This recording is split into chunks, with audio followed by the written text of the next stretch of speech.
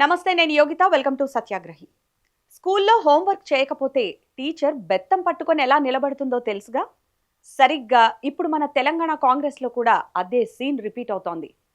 ఏంటి సార్, అధికారంలోకి వచ్చాం, మంత్రులమయ్యాం, డీసీసీ ప్రెసిడెంట్లమయ్యాం, ఇక 5 ఏళ్లు హ్యాపీగా కాలు మీద కాలేసుకొని కూర్చోవచ్చు కదా అని ఎవరైనా కలలు కంటుంటే వాళ్ళ నెత్తిన గట్టిగా ఒక మొట్టికాయ పడింది.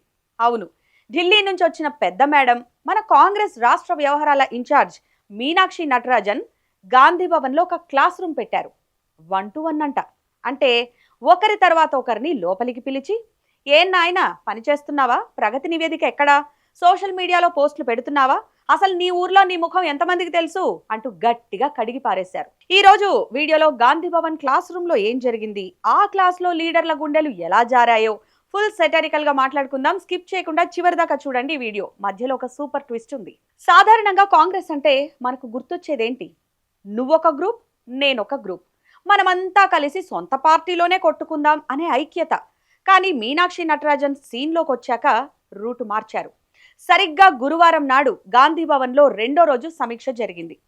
నల్గొండ, గద్వాల, నాగర్ కర్నూల్, మెదక్, సంగారెడ్డి, భువనగిరితో పాటు మొత్తం 19 జిల్లాల డీసీసీ ప్రెసిడెంట్లను లైన్లో నిలబెట్టారు. అంటే పక్కన నీ గ్రూప్ లీడర్ ఉండడు, నిన్ను కాపాడడానికి నీ వెనకాలన్న పెద్ద మంత్రి ఉండరు. ఒంటరిగా లోపలికి వెళ్ళాలి, మేడం వేసే ప్రశ్నలకు సమాధానం చెప్పాలి. మేడం అడిగిన మొదటి ప్రశ్న, నువ్వు డీసీసీ ప్రెసిడెంట్ అయ్యాక ఎన్ని గ్రామాల్లో తిరిగావు? దానికి మన లీడర్ల లోపల రన్ అయిన సమాధానం, గ్రామాల? మొన్న ఎన్నికలప్పుడు తిరిగాం కదండి, మళ్ళీ ఇప్పుడేనా? మా కార్లకు డీజిల్ ఛార్జీలు కూడా రావడం లేదు. కానీ పైకి మాత్రం చాలా వినయంగా, అయ్యో మేడం, పొద్దున్న లేస్తే ప్రజల్లోనే ఉంటున్నాం, రాత్రిపూట కూడా పడుకోకుండా పార్టీ గురించే కలలు కంటున్నాం అని కలరింగ్ ఇచ్చారు. కానీ మీనాక్షి మేడం తక్కువ తినలేదు. రిపోర్ట్లు చూపించండి, ప్రూఫ్స్ ఎక్కడా అని అడిగేసరికి చాలా మంది గుండెల్లో రైళ్లు పరిగెత్తాయి. అన్నిటికంటే పెద్ద కామెడీ ఏంటో తెలుసా?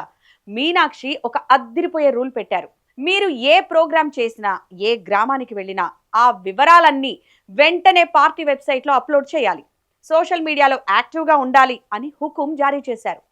ఇక్కడ ప్రాబ్లం ఏంటంటే, మన కాంగ్రెస్లో ఉన్న సీనియర్ మోస్ట్ లీడర్లకు వాట్సాప్లో గుడ్ మార్నింగ్ మెసేజ్ పంపడం, ఫేస్బుక్లో ఫోటోలు లైక్ కొట్టడం తప్ప ఈ వెబ్సైట్ అప్లోడింగ్ వ్యవహారాలు కొంచెం డిఫికల్ట్ సబ్జెక్ట్. పాపం ఒక లీడర్ లోపల ఏమనుకొని ఉంటారంటే, మేడం గారు, మాకు గ్రూప్ తగాదాలు అప్లోడ్ చేయడం వచ్చు, ప్రెస్ మీట్ పెట్టి సొంత పార్టీ వాళ్ళ మీదే సెటైర్లు వేయడం వచ్చు, కానీ ఈ ప్రోగ్రామ్స్ అప్లోడ్ చేయడం ఏంటండి బాబు, అసలు ఆ వెబ్సైట్ పాస్వర్డ్ ఏంటో మా పిఏ కూడా తెలీదు అని మనసులో ఏడ్చినా ఆశ్చర్యం లేదు.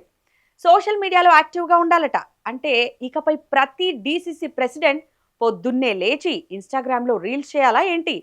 జిల్లాలో పార్టీ కోసం నేను చేసిన పనులు చూడండి ఫ్రెండ్స్, లైక్ చేయండి, షేర్ చేయండి, సబ్స్క్రైబ్ చేయండి అని అడగాలేమో.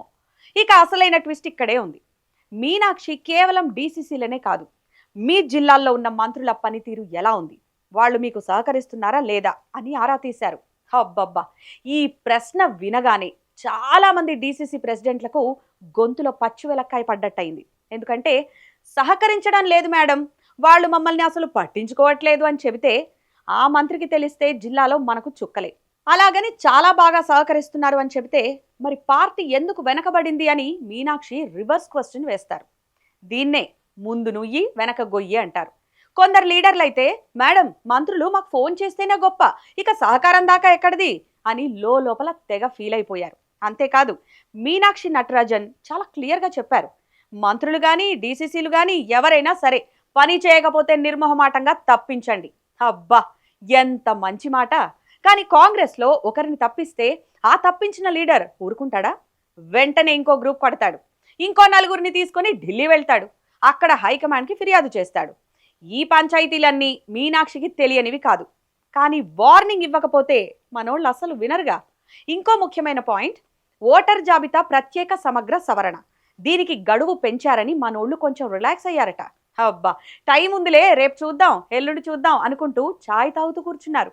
కానీ మీనాక్షి పార్టీ నాయకులను హెచ్చరించారు, నిర్లక్ష్యం వద్దు, మన జాగ్రత్తలో మనం ఉండాలి, ఒక్క అర్హుడి ఓటు కూడా రద్దు కాకూడదు, ఎందుకంటే ఓట్లే కదా రేపు సీట్లు డిసైడ్ చేసేది.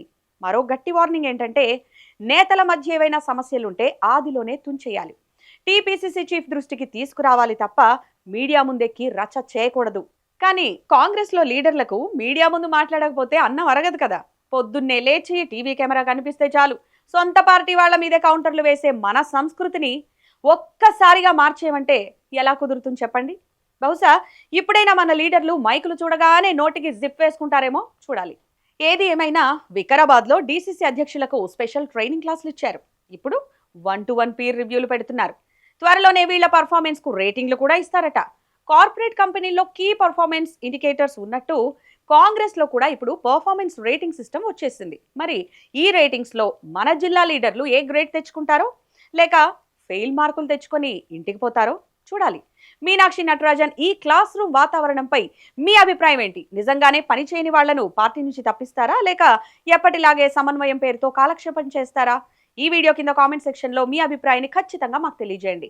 అలాగే ఈ వీడియో మీకు నచ్చితే లైక్ చేయండి, షేర్ చేయండి, వెంటనే మా ఛానల్ని సబ్స్క్రైబ్ చేయండి. Thanks for watching.